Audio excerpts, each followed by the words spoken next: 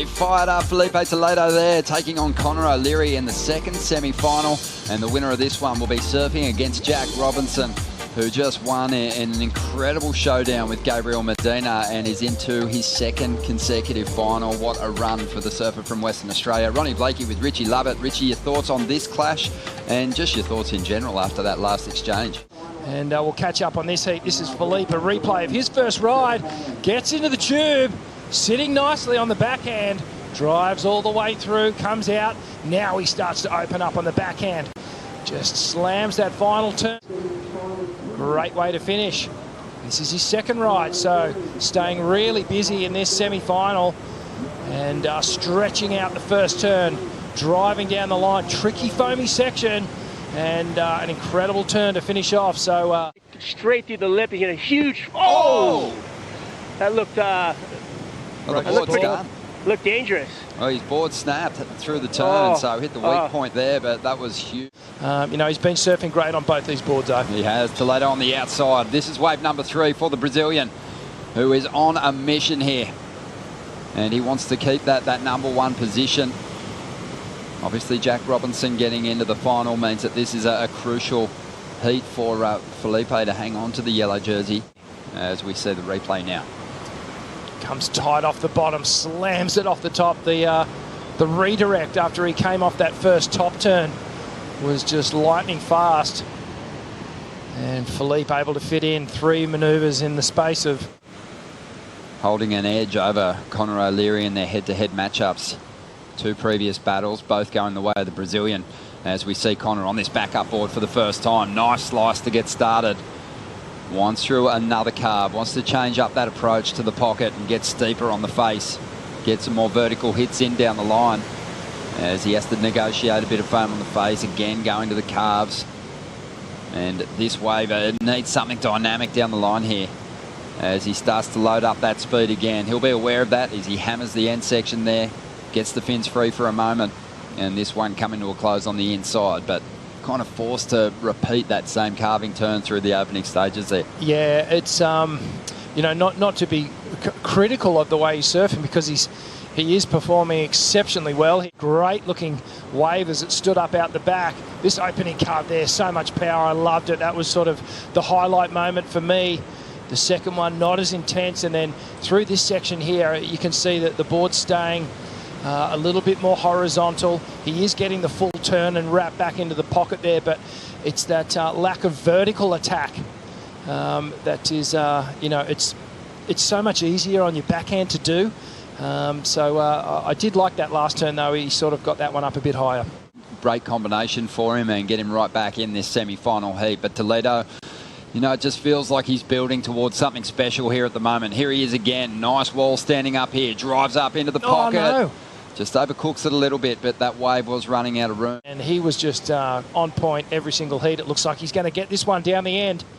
Yeah, this looks like a great wall. So didn't make much of his last ride, but sets up for the pit here. Does get a little bit of cover. Not particularly deep, though, so he'll make up for it with some big turns on the inside. Goes to that carve. Now loading up some speed again. Thinking about the barrel for a moment. Drives around it and straight up into the hook. Nice snap there. Again, just winding through these carves as this wave starts to taper off through the inside. Calls for the cab, and he'll head back out, trying to better a 5.33 with that ride. It stood up right at the takeoff here.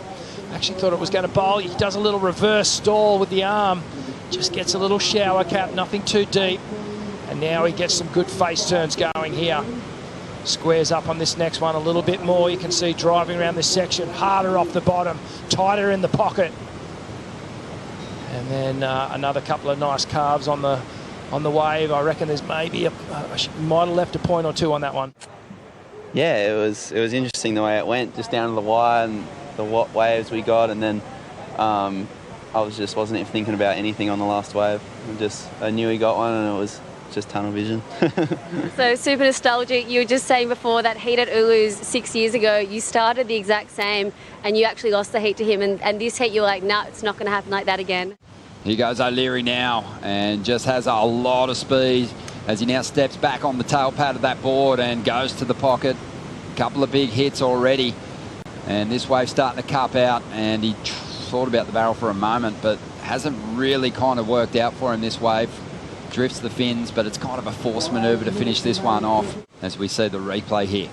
Yeah, you could see nice and patient at the start here, takes a high line, and now he starts to get on the gas. And a great top turn. Did well to sort of keep that momentum down the line. And right there, look, he slipped forward a little bit and just had to shuffle back on the board to get that final manoeuvre. At the Quiksilver Pro G-Land as Toledo takes this ride from Conor O'Leary, and he's going to go down. The clock is ticking down.